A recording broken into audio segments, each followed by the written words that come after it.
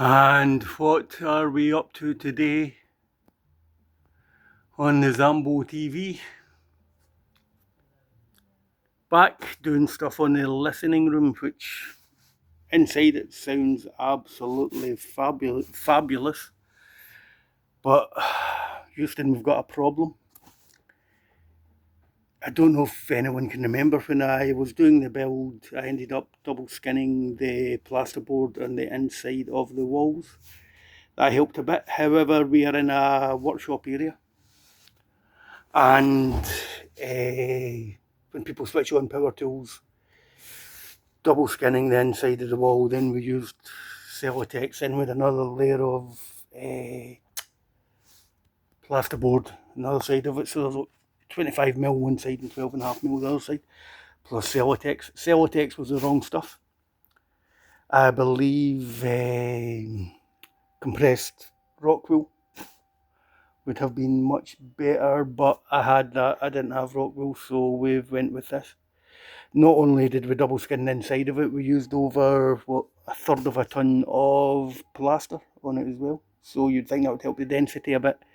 The room sounds great, it's just not soundproof. Soundproofing and making something sound good are two totally different things and two totally different concepts. I think the main thing with soundproofing is what?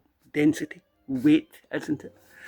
Now somebody's playing some music in the background. I hope I don't get whacked for it.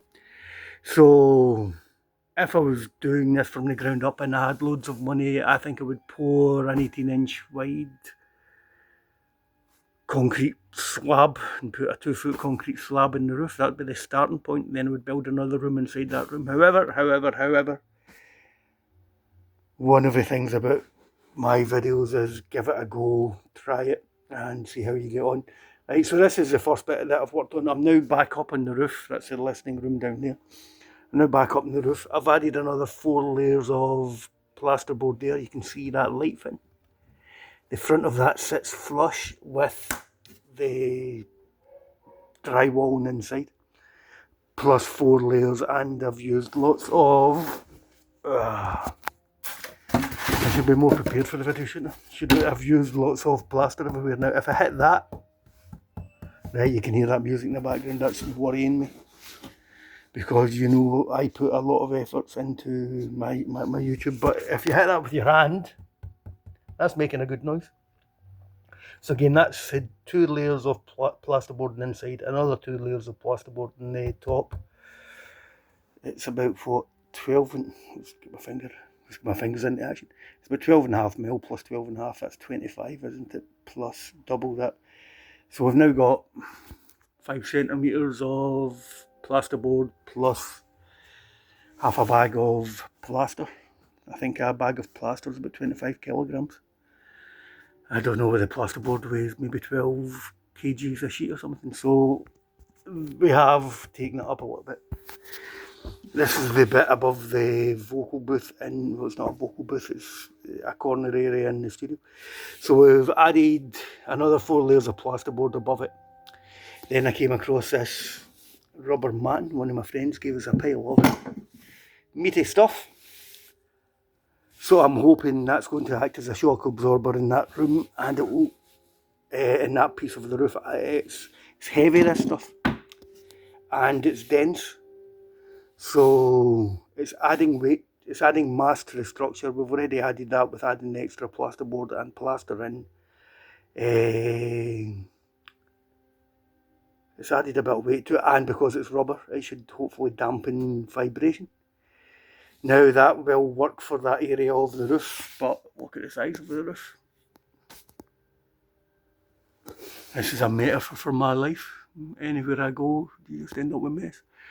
However, the first plan is to do 8 feet across here. Then I can get one of my big boards back down. Then what can I do? I'll do it gradually across the top of the roof until the whole thing's done. That'll help a bit on the roof. It's going to do nothing for the sides of the building, but I should be able to get to them separately. So will it work? This will help a little bit, but it's too small an area. I have added a considerable amount of mass to it, but as I said earlier on, I think you should use 2 courses of breeze block, or maybe pour concrete or something if you were doing it from the ground up. Even then, I've heard horror stories of base and sub base still travelling through walls, so wish me luck. The other thing as well, that again, if I packed high density rock wool in on top of that, it would be a much better sound deadening material than the Celotex, but I've already cut this up, so I'm going to reuse it. So that's now 6 layers, so that's 75 mil, 7.5 centimetres of plasterboard plus the rubber. The Celotex go back in the middle of winter. The thermal insulation should be amazing. That's about 100 mil, and basically the Celotex fills to the top of the joists. So it's a lot of insulation, but again, that stuff doesn't do anything for sound.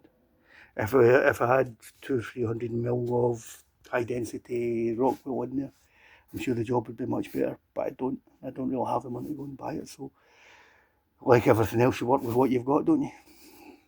Oh, the next one as well, this is called stable mat or something. It's thick rubber matting. I watched a few videos online on how to cut this stuff.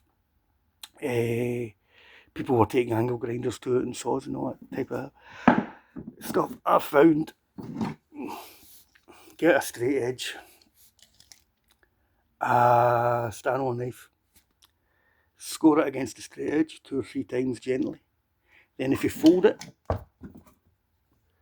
and continue scoring it, the stuff opens up. I've cut through the thick side of that, which must be 25 mil. And as soon as it starts opening up, you just lightly take the Stanley knife across it and bingo, bango, bongo, bango. Job done. I don't think I've did the best job in the world in there, but again, they were just offcuts. So, wish me luck, everybody. It's going to be a mind-numbing job. But it was in my list of 10,000 things I still had to do, so we're now down to 9,999. Thank you all for watching. Bye.